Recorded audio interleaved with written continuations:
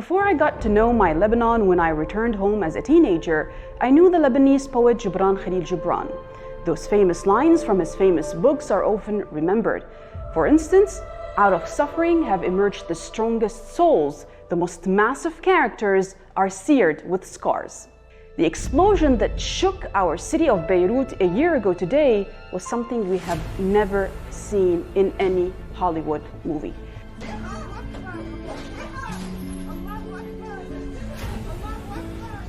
I don't know if it's possible to make such a scene in even an animated movie either. I give only one piece of information to explain the horror of the incident. The quivering of this explosion was a 3.5 on the Richter scale. 218 people were killed in the blast of Beirut, a few of whom were on ground zero at the time of the explosion were never found. More than 7,000 were injured and more than 300,000 people became instantly homeless. People from around the world expressed their sorrow at the suddenness of the incident, but the first punch was thrown by former US President Donald Trump. In a briefing at the White House shortly after the incident, he claimed that the explosion was a massive bomb attack. This raised a whole lot of questions for everyone as to who might have done it, how, and most importantly, why. On the other hand, the Lebanese government claims since the beginning of the incident that more than 2,700 tons of ammonium nitrate were stored in the warehouse where the incident took place at the seaport. This made every one of us wonder why this huge amount of ammonium has been stored in a densely populated area since 2014. The fact so far is that the ammonium was recovered from a ship brought in illegally and stored in a warehouse at the seaport since 2014, and a whole lot of officials knew about it, including heads of state, prime ministers, and even, or rather mainly, the commander-in-chief of the Lebanese armed forces. The atrocity encapsulated everything that is rotten about Lebanon's governing system: the rampant corruption, the incompetent inaction, a system held hostage by a foreign power whose potence to be Lebanese defenders has shattered this nation many times over, and last but not least, our eternal enemy, Israel, that benefited from every atrocity that have ever fallen upon my people, whether they had a hand in it or not. The lesson of the August 4 atrocity is that accepting that the US-French imposed regime means accepting leaders who think nothing of murdering their own citizens. If we allow Lebanon to continue fragmenting, it opens the door to catastrophes of an infinitely greater magnitude than the port explosion. This disaster must be our wake-up call for inaugurating a new Lebanon. There's no salvation for a system that is rotten to the core, pushed by Western colonial powers. Our salvation is through collectively banishing those who colluded in Lebanon's downfall and who remain wedded to a medieval and inherently corrupt sectarian system. About 100 years ago, in 1923, Gibran wrote in The Prophet, "You need to know the secret of death. How can you know the secret if you do not know life?" But today, Gibran's Beirut does not know the secret of death as we struggle to decipher the meaning of our lives on this beautiful yet battered piece of land. Welcome to the Mideastream. I'm Marwa Osman.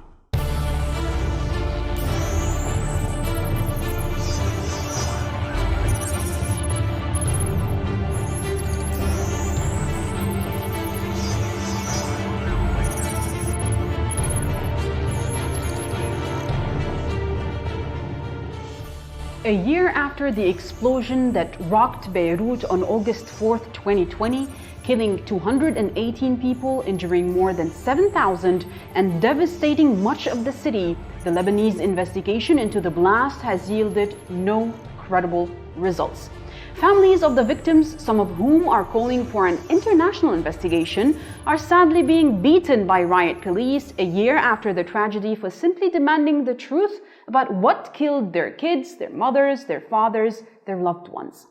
A year after the explosion, none of the victims' families in Lebanon have been asked to give witness statements, nor have they received any form of official apology or even been contacted by Lebanese authorities. Families of the victims and every Lebanese citizen wants answers to their many questions. They want to know why the ammonium nitrate was in the port, who ordered it, and what's happened to the rest of it since just 750 tons out of the 2,750 stored there reportedly exploded. Just imagine what would have happened to Beirut and its greater surrounding areas had the 2,750 tons exploded. I can't imagine. We want to know if there were other explosives kept in that port and how the fire that triggered the explosion was started, and whether it was really just a fire or was it an act of terrorism. To discuss this issue with us from Beirut is member of the Lebanese Parliament, Dr. Ibrahim Moussawi from the Loyalty to the Resistance Bloc Hezbollah. Thank you very much, Dr. Moussawi, for being with us. Thank you. A year on, after the largest non-nuclear explosion in history, how do you set the scene post-blast, pandemic-ridden, financially beaten Lebanon? Well, this is, first of all, thank you for having me on the show. Pleasure. What we're about actually to talk about now, we're talking about one of the worst catastrophes ever. We're talking here about a disaster that was man-made. It's whether it's negligence, whether it's imperpose, whatever the reason is. All of this time that has passed, we're about like two days from now, and we're going to have the first anniversary for this tragedy that happened in Lebanon. We've been waiting, and we continue to wait for the judiciary to come out and to give the victims some tribute, to give their families some answers for the very important questions about what happened. We're not telling them to tell us about the secret issues, the secret side of the investigation. We know very well, and we believe in the secrecy of the investigation that should be kept. It should be classified for one reason or another, because we wanted justice. Justice is what we seek. But still now there are things that can be told to the people, to the public opinion, to all the Lebanese parties, to all the Lebanese factions, to the international community. And if you know, and we know that for a fact, that the Secretary General of Hezbollah, Sayyid Hassan Nasrallah, has come 2 times, and he has sought this.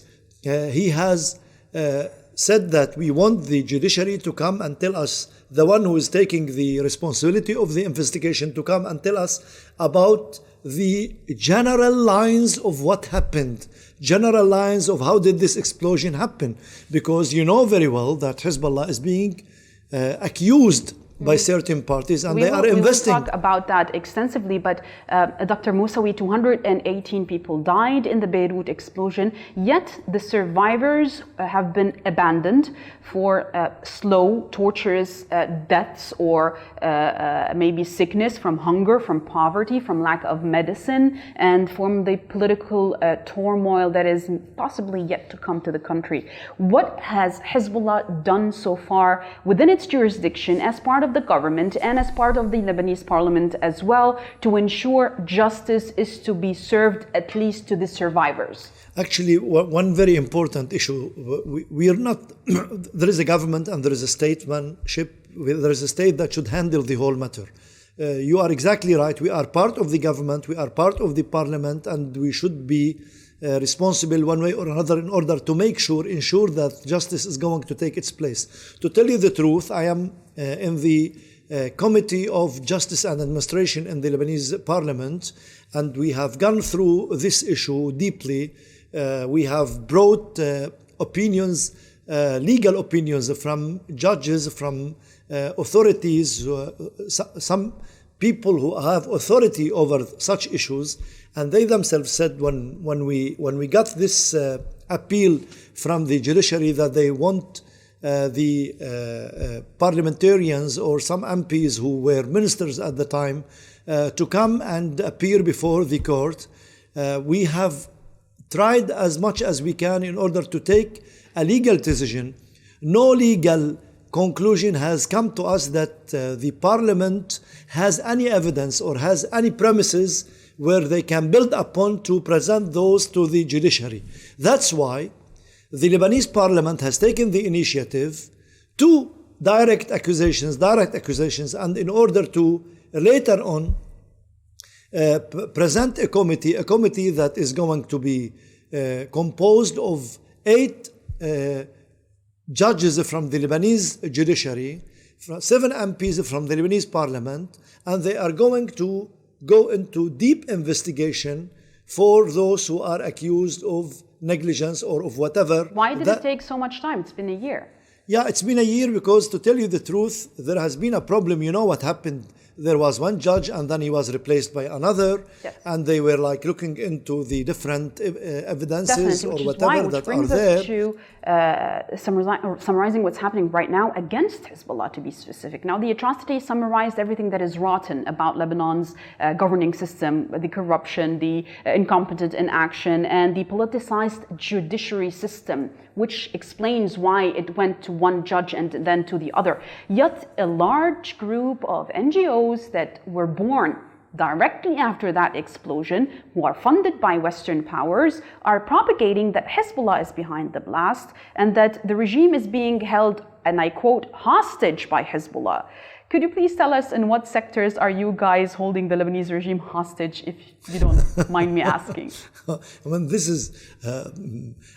is a joke, but no one likes such jokes, actually. When we talk about political things, when we talk about a country that is engulfed in such huge problems, those people who are doing this, they are trying to mislead the public. They are trying to mislead the whole people in Lebanon and outside, because they are actually covering the face of the true criminal, and they are trying to pinpoint to others who are not responsible. Actually, we have nothing whatsoever to do with what happened.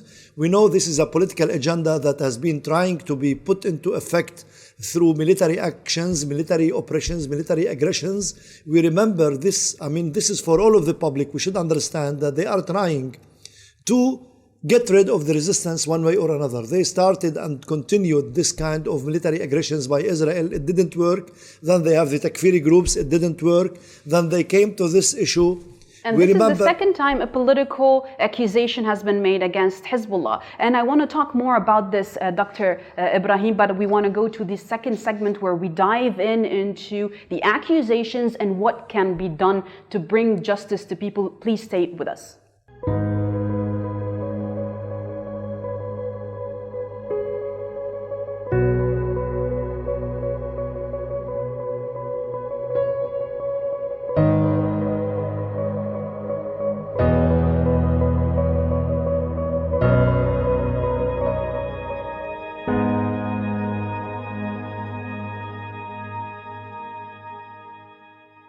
Sure, knowing the truth will not bring our victims back. It will not heal out my youngest child, who still jumps in fear anytime there is a thunderstorm, although her face healed. And she now laughs about it, and she says it's a clown nose once she sees it in photographs. She stayed with the clown nose for weeks, and now she calls it the Big Bang. And when Lebanon's ruling elite pay for what they did, maybe we can have a change here in Lebanon and we can live it in a normal country. Lebanese authorities initially promised a swift investigation into the blast, vowing to deliver results within 5 days. Yes, 5 days. But over the past 12 months, the investigation into the biggest crime in Lebanon's history has been marked by little more than obstruction, evasion, and delay. Lebanon running out of political and economic chances in this following report. On August 4th, 2020, a devastating blast in a warehouse destroyed much of the center of the Lebanese capital, Beirut. Many neighborhoods were destroyed. Downtown Beirut looked like a war zone. Thousands were injured and some 218 people tragically lost their lives on that day and the days that followed. For many, their property and livelihoods were literally blown away. The effects of those explosions are still reverberating 1 year later. The country is striving to find a path to emerge from a tragedy that has touched every single person. The destructive fallout of August 4th intensified suffering in Lebanon, which was already reeling from civil unrest, economic and financial hardship, increasing poverty and unemployment, compounded by political deadlock and a soaring number of COVID-19 cases. A year on from this tragedy, there is deepening hardships and mounting frustration. It is clear that the situation of ordinary people in Lebanon is worsening by the day. Currently, the UN estimates that more than 1 million Lebanese out of a population of almost 8 million, including more than 2 million refugees and migrants, need relief assistance to cover their basic needs, including access to food, health, education, and water. Lebanon, which not so long ago was a high middle-income country, is now facing probably the worst financial and economic crisis in its modern history. Over half of its population is living in poverty. It is perhaps not surprising that many people have lost trust in their leaders and institutions. It is regretful that Lebanon's leaders have been unable to reach agreement on the formation of a new government in the past 12 months, which has delayed urgently needed structural reforms to address the country's numerous challenges. This is a critical moment in Lebanon's history. The combined magnitude, depth, and multidimensionality of the political, socioeconomic, and humanitarian crisis facing Lebanon is unprecedented and presents an increasingly challenging landscape for people who still believe that change is possible. Much of the devastation from the blast is still visible. The port resembles a bomb site, and many buildings have been left in a state of collapse. Major questions remain unanswered, including why such a large shipment of ammonium nitrate, a highly explosive chemical used in bombs and fertilizer, was left stored in the middle of the crowded city for years after unloading in 2014. The immunity enjoyed by senior officials has raised suspicions among some families that there may never be accountability. But ultimately, the responsibility for avoiding the total collapse of Lebanon lies primarily in the hands of its leaders, who so far have shown no intention to truly relieve the suffering of the Lebanese population.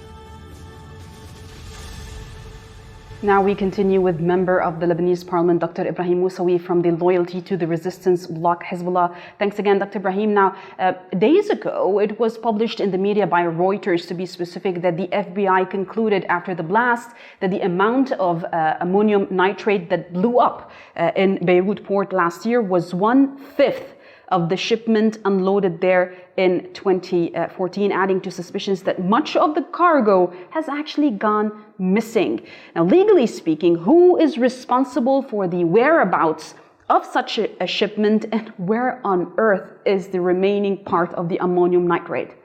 This is a very excellent question. Actually, first, this tragic event that happened, again, now we are 2 days from now, it will be the first anniversary. The answers are still being sought from the state, from the official side, from the judiciary. If you want exactly who's responsible, here we're talking about who's responsible for the port, for the Beirut port, for the cargo that are there. It's well known, officially, it's the Lebanese army. The Lebanese army is the one who's responsible for the cargo. It's not the general security, because it's only responsible for the individuals, not for the cargo or for the goods or whatever. The other one, it's the judiciary, because I'm talking generally. This is in general.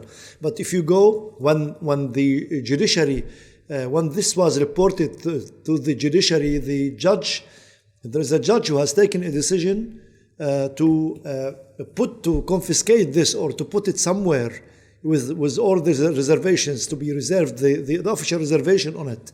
He is the one responsible, actually, and this has been said, actually, that when it is in the hands of the judiciary, because of the principle of the separation of powers, no one has the right to go and interfere in the work and the action and the function of the judiciary. So here we're talking about the judiciary system that is responsible, and the judge who has taken a decision to put them aside and to have investigation over them. Why wasn't he brought in to at least ask him a couple of questions? This is one of the problems, actually. Why we have always called for the sovereignty and the sovereignty and the independence of judiciary in Lebanon. And it has to do with the individuals themselves. To tell you, if you put the best system, if you write the best law, you need someone to put it into effect. Who do put it into effect? The people, the individuals. So when we talk about the individuals and the people, we are talking about judges. This judge who is responsible, he has not been summoned to be listened to or to hear him. There was no session of hearing. There was nothing. And actually, this is why the Lebanese parliament did not accept, actually, because you did not even do anything about this judge or other one responsible. Well, this is what I want to ask you about. A probe into the port blast led by Judge Tariq Bitar has been hindered over the past month as requests sent to Parliament and to government, the one that you're talking about, to lift immunity and enable questioning of several top officials. These demands were either declined or they were stalled.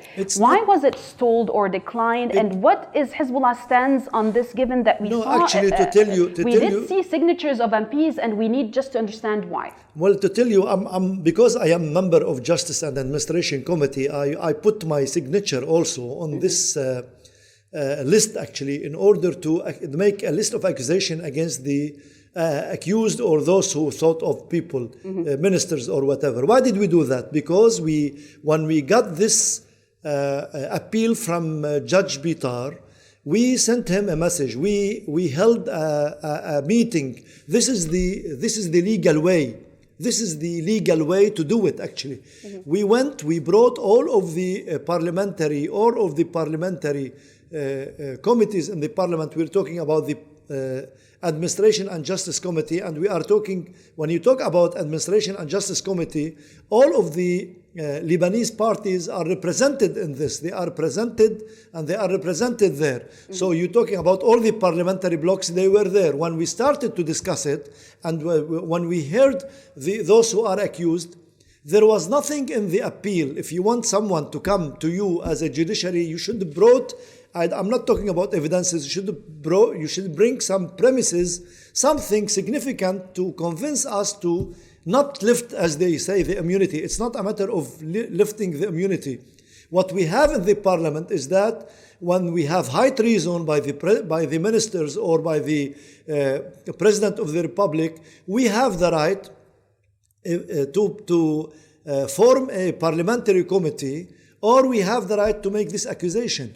Actually, the Judge Bitar himself did not he did not supply us with anything in order to put this into effect. And we sent him a message. So how come they asked to lift immunity? We sent him a message again, and we told him, if you have anything, when we discussed this on the legal side, and all the parliamentary blocks, they were there, and they all accepted what we said, actually. Then why was Hezbollah specifically targeted?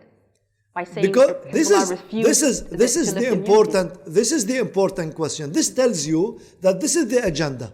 This is what they wanted to do. We have been targeted because there is a hidden agenda to all of this. They want to accuse the party of different things because they want to mount the pressure from now till the coming elections, and they want to make this kind of wedge between the people and Hezbollah.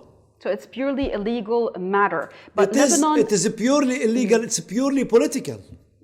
No, I'm talking lifting the immunity. It's a legal matter that needs evidence. That's why you did not allow. Absolutely. I'll tell you what. You know what happened when the judge wanted? They put it into the media. You know, instead of sending it to the accused, to the ministers, to the parliamentarians, whoever they are, they heard it from the news.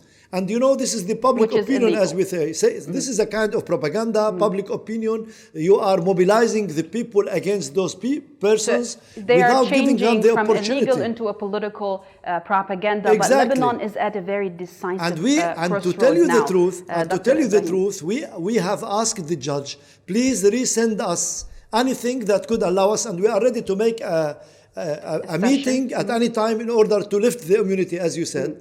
But he didn't provide us with anything tangible. It's now basically in the hands of Judge Bitar and what happens next. But Lebanon is at a decisive crossroad now, with Najib Mikati being the new prime minister designate instead of Saad al-Hariri. And people are criticizing his name, especially that Mikati has a responsibility to uphold, since he was prime minister when the ammonium nitrate entered the Beirut port, and he knows about that. What will Mikati be able to achieve here that Hariri was not, and what is your main concern as Hezbollah for the upcoming political and security reality in Lebanon? We have seen over the past couple of days a huge dive in security.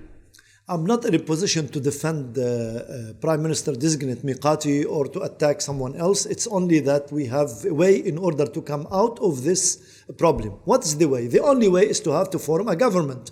Now, who was nominated to this position? You know, when we talk about Lebanon, we talk about the priorities. We have a political system who come into a deadlock. We have a structural deficit. We have structural disorder in the political system itself. Now we are, just like what you said, in a decisive, very sensitive, very crucial position on the economic level, in the political level, and on every level. Now, Saad al-Hariri, who was not successful to form the cabinet, he named in the name of the Sunni majority. Let's accept it. We live in a confessional system. Mm-hmm. He named Miqati to this position, and that's why we accepted this, and we have nominated him. We have named him. Why did we do that? Because this is the only way to try to make an attempt to come out of the stalemate of the problem of the crisis. So hopefully we look forward into forming a government soon enough to try and lift the country from the political and economic challenges it is facing. We don't say that we don't have problems. We don't say we don't have problems. We don't say that there are no flaws or mistakes, but this is the way that would lead us out, and hopefully we can do it. Inshallah. Thank you very much, Dr. Ibrahim Moussaoui, Lebanese member of parliament, part of the Loyalty to the Resistance bloc, Hezbollah. Thank you very much for being with us, and thank you for watching. Please stay tuned next week for more from the Mideastream.